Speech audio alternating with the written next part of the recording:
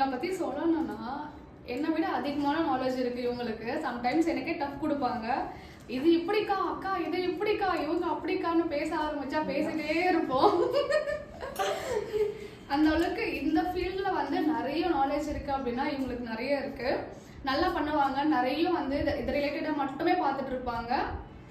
எல்லாமே நல்லா பண்ணியிருக்காங்க. இதில் வந்து எந்த ஒரு இதுவும் இல்லை, ரொம்ப அமேசிங்காக பண்ணியிருக்காங்க.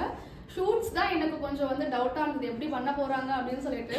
ஃபர்ஸ்ட் டே போர்ட்ஃபோலியோக்கு நான் இல்லை, இருந்தாலும் அதோட அவுட்கம் பார்த்து நான் ரொம்ப இம்ப்ரெஸ் ஆனேன் அப்படின்னா அது இந்திராவோட ஒர்க் தான். ரொம்ப நல்லா பண்ணியிருந்தாங்க. 3 ஷூட்டுமே சரி, காஸ்டியூம் செலக்ட் பண்ணுறதா இருக்கட்டும் சரி, ஜுவல்ஸ் பார்க்குறதும் ஒவ்வொரு விஷயமே ரொம்ப டீட்டெயிலாக ரொம்ப அழகாக நீட்டாக பண்ணியிருந்தாங்க.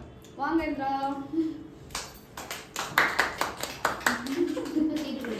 தேங்க்யூக்கா. தேங்க்யூ.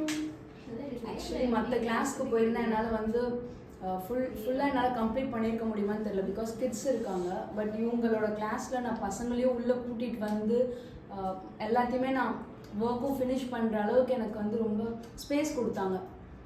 வீட்டுக்கு சீக்கிரம் போகணுன்னாலும் சீக்கிரம் போயிட்டு மார்னிங் வந்து எதனா ஒர்க் பெண்டிங் இருந்துச்சுன்னா அதை வந்து முடிக்கிறதுக்கு எல்லாத்துக்குமே ஸ்பேஸ் கொடுத்துட்டு எனக்கு எல்லாமே ரொம்ப நீட்டாக கற்றுக் கொடுத்தாங்க. ரொம்ப ஃப்ரெண்ட்லியான ஒரு பர்சன், ரொம்ப ஒரு நல்ல ஒரு ஹியூமன் பீயிங். தேங்க்ஸ் ரேவி அக்கா. தேங்க்யூ.